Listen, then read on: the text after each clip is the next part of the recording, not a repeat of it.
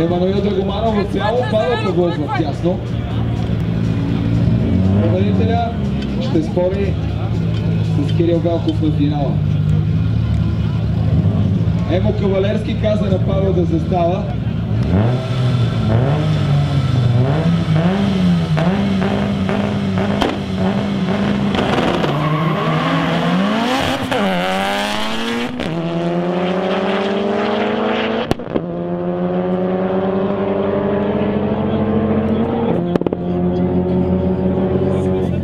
И така, финалиста се казва Емануил Драгоманов. Победа за него в левия коридор.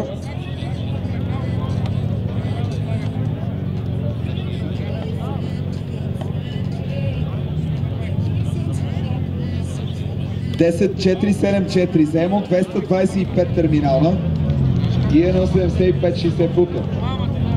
11.055 за Павел, 210 терминална и 1.76 за 60 фута. Аз съм го приготвил, защото ще